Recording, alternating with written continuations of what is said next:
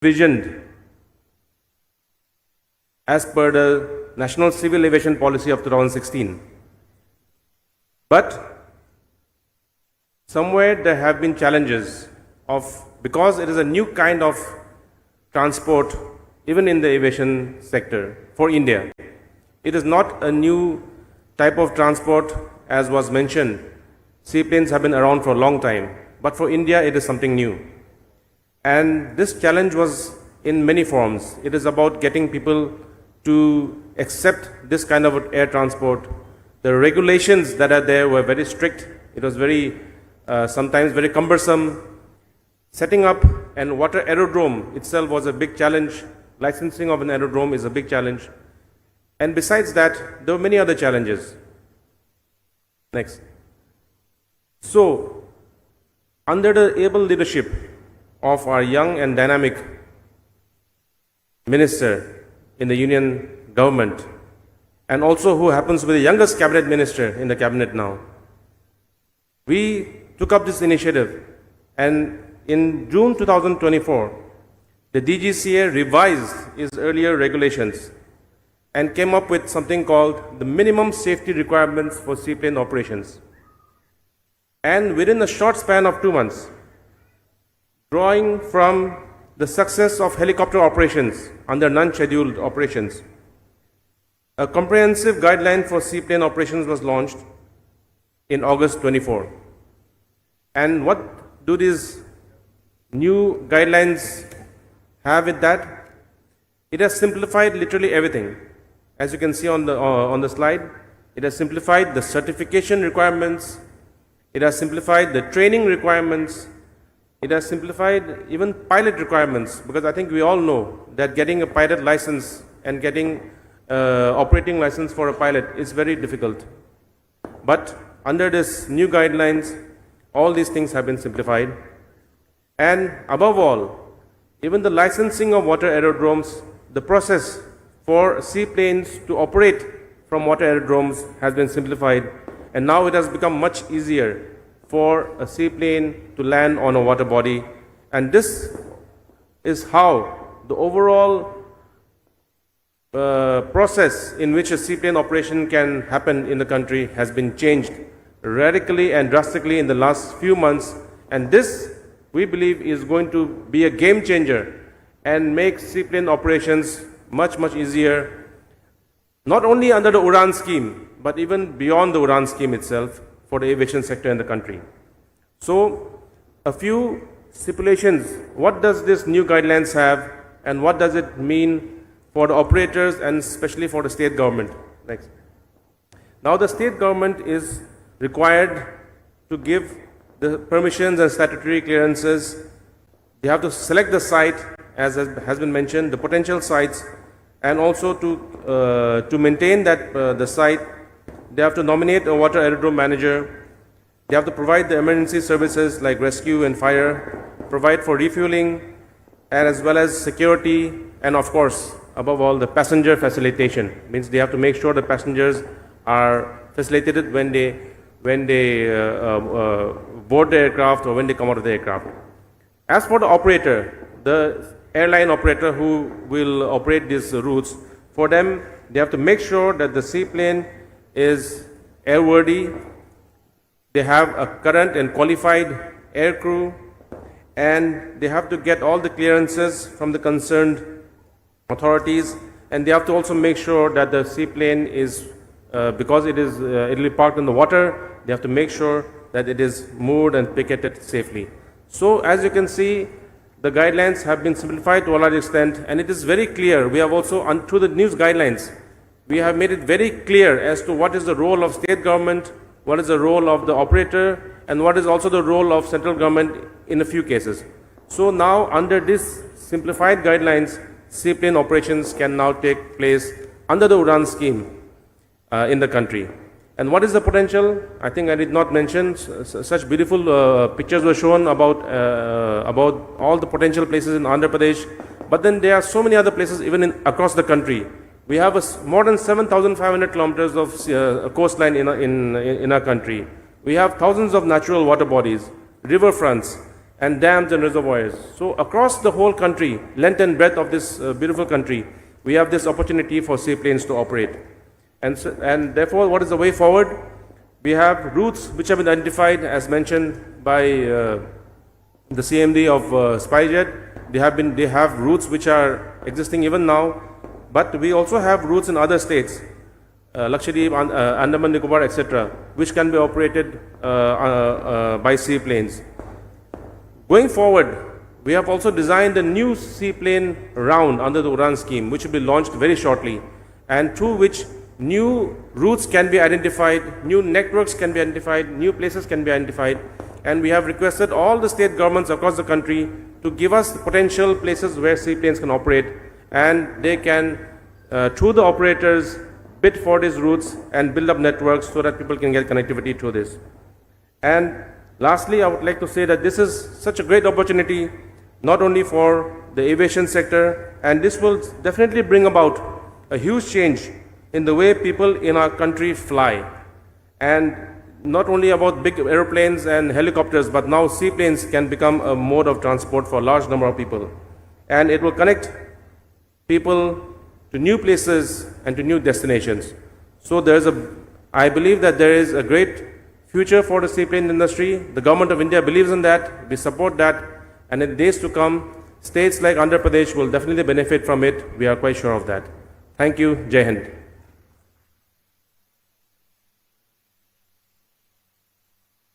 Thank you, sir. Thank you very much. Well, ladies and gentlemen, a young and a vibrant personality, a youngest parliamentarian, and he is none other than Rammohan Naidu Garu, Honorable Union Minister of Civil Aviation. Please put your hands together for his keynote address.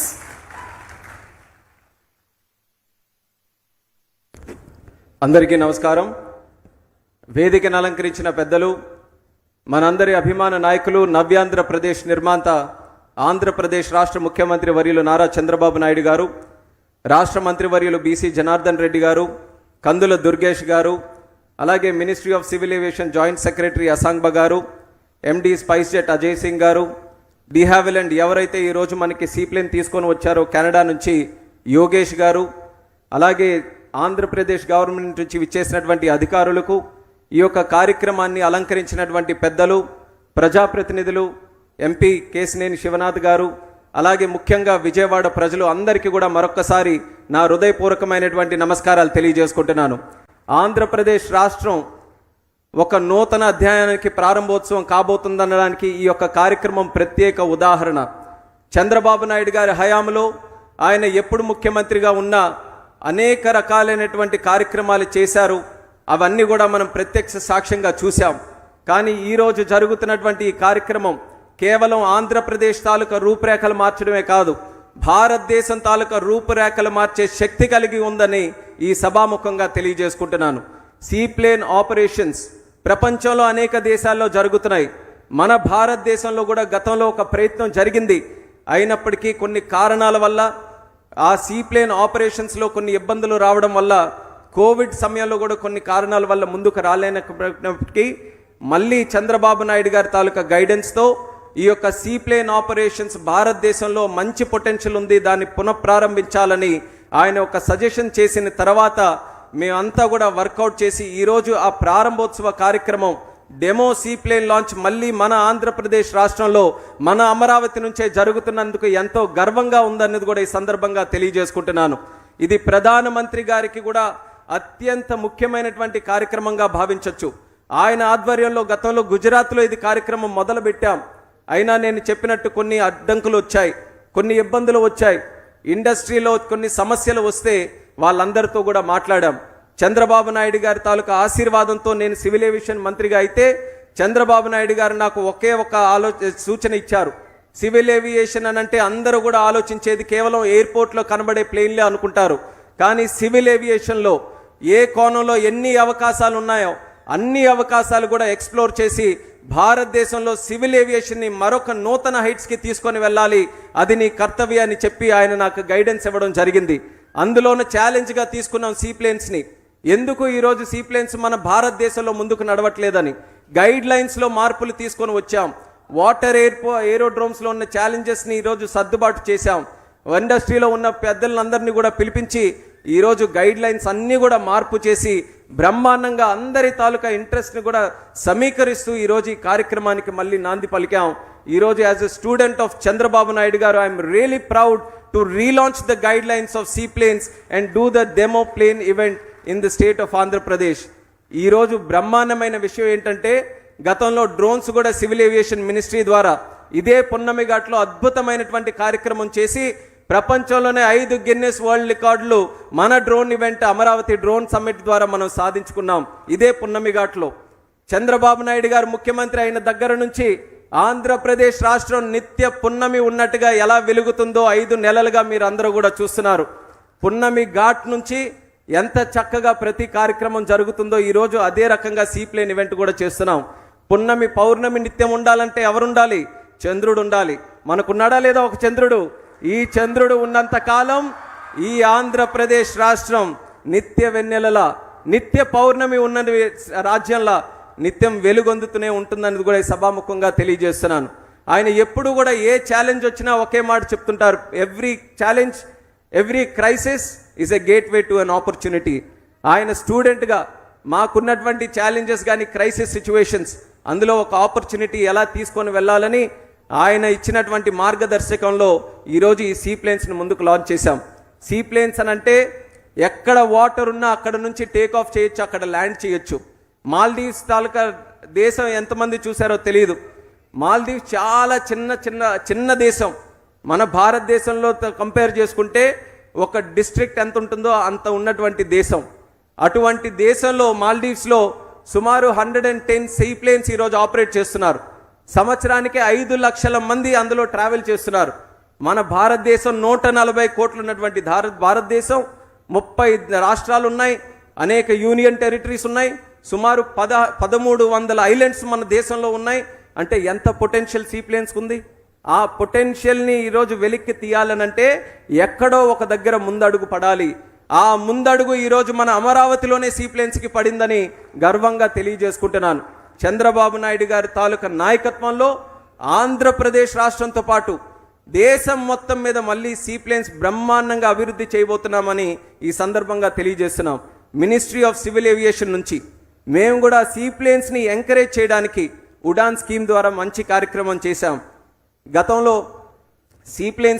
Seaplane రూట్స్ని Udaan స్కీమ్లో జోడించి మోదీ గారి తాలూకా vision ఏదైతే ఈ దేశం కోసం air travel కోసం ముఖ్యంగా ఉండిందో ఆ కార్యక్రమాన్ని మరి సీప్లేన్స్ని కూడా జోడిస్తే ఎన్నో రూట్స్ కూడా ఓపెన్ అయ్యాయి.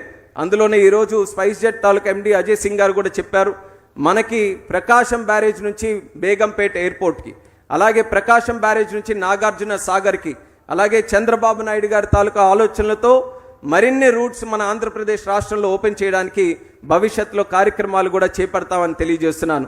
ఎంతో చక్కనైనటువంటి పొటెన్షియల్ ఈ సీప్లేన్స్కి ఉంది. అది బ్రహ్మాండంగా వినియోగించుకోవడానికి కేంద్ర ప్రభుత్వం నుంచి ఏ సహకారం అయితే రాష్ట్ర ప్రభుత్వం కోరుతుందో మా తరపున పూర్తి శాతం చేస్తామన్నది కూడా ఈ వేదిక ద్వారా మరొకసారి తెలియజేసుకుంటున్నాను.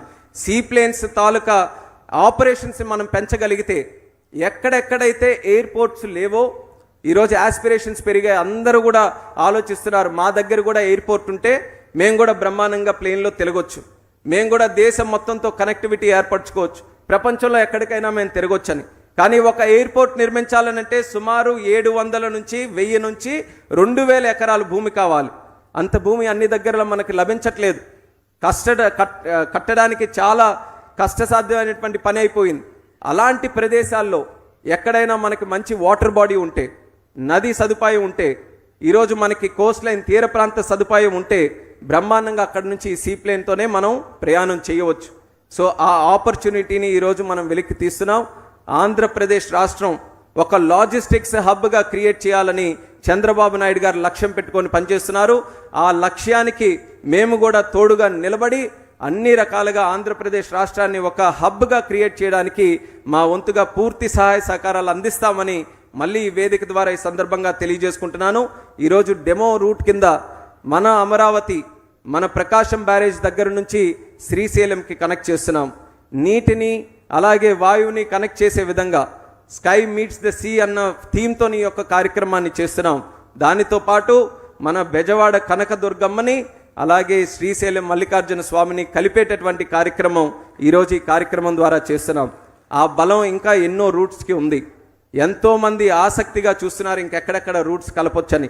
ఖచ్చితంగా రానున్నటువంటి కాలంలో సీప్లేన్ ఆపరేషన్స్ పెద్ద ఎత్తున మూవ్ చేయడానికి ఒక పక్కన నరేంద్ర మోదీ గారి తాలూకా ఆశీర్వాదంతో, అలాగే చంద్రబాబు నాయుడు గారి లాంటి నాయకుల తాలూకా సహకారంతో మరింత బలంగా ఈ యొక్క నెట్వర్క్ని ముందుకు నడిపిస్తాం. సివిల్ ఏవియేషన్ ఈరోజు ఆంధ్రప్రదేశ్ రాష్ట్రం ఎంత ముఖ్యంగా తీసుకుంటుందో ఈ 5 నెలల్లో జరిగినటువంటి కార్యక్రమాల్లో మనం చూడొచ్చు. మనకి ఎయిర్ కనెక్టివిటీ ప్రతి ఎయిర్పోర్ట్లో విశాఖపట్నం, రాజమండ్రి, విజయవాడ, తిరుపతి, కర్నూలు, కడప ఎన్ని ఎయిర్పోర్ట్లు మన దగ్గర ఉన్నాయో అన్ని ఎయిర్పోర్ట్ నుంచి కూడా ఈరోజు కనెక్టివిటీ పెంచే అవకాశం కల్పించాం. అలాగే కొత్త ఎయిర్పోర్ట్లు కూడా చంద్రబాబు నాయుడు గారు మరిన్ని పరిశీలించి ఎయిర్పోర్ట్స్ను కూడా మన ఆంధ్రప్రదేశ్ రాష్ట్రంలో ఇంప్రూవ్ చేయాలని ఒక గైడెన్స్ ఆయన కూడా డైరెక్షన్స్ మాకు ఇవ్వడం జరిగింది. అది కూడా ఎక్స్ప్లోర్ చేస్తున్నాం. రానున్న కాలంలో నూతనంగా తయారయ్యే ఎయిర్పోర్ట్స్ గురించి కూడా మరి ఆంధ్రప్రదేశ్ రాష్ట్రానికి పూర్తి సహాయ సహకారాలు అందిస్తామని ఈ సందర్భంగా తెలియజేసుకుంటున్నాను. మరి ఎంతో చక్కగా ఉత్సాహంగా ఈరోజు ఈ కార్యక్రమంలో ప్రతి ఒక్కరు కూడా పార్టిసిపేట్ చేశారు. మీ యొక్క ఆశీర్వాదం ఎప్పుడు కూడా ఈ రకంగానే కొనసాగించాలని కోరుకుంటూ, మరి చంద్రబాబు నాయుడు గారు ఈరోజు సీప్లేన్స్ మొట్టమొదటిగా మళ్ళీ భారతదేశంలో జరిగితే అది ఆంధ్రప్రదేశ్ రాష్ట్రంలోనే జరగాలని ఆయన కోరడం జరిగింది. దానికి అనుగుణంగా ఈరోజు చేస్తే గవర్నమెంట్ ఆఫ్ ఆంధ్రప్రదేశ్ పూర్తి శాతం బాధ్యత తీసుకొని ఇంత బ్రహ్మాండమైనటువంటి కార్యక్రమం ఏర్పాటు చేసినందుకు మినిస్ట్రీ ఆఫ్ సివిల్ ఏవియేషన్ ద్వారా కూడా గవర్నమెంట్ ఆఫ్ ఆంధ్రప్రదేశ్కి, మరి ముఖ్యంగా ముఖ్యమంత్రి వర్యులు చంద్రబాబు నాయుడు గారికి ప్రత్యేకమైనటువంటి ధన్యవాదాలు ఈ సందర్భంగా తెలియజేసుకుంటున్నాను. And all the important people that have travelled across the country to attend this event, once again my warm regards to each and every one of you. Together we have been able to create a conducive environment today for the relaunch of seaplanes. Seaplanes have been facing with multiple challenges over the past 4 or 5 years, but under my ministry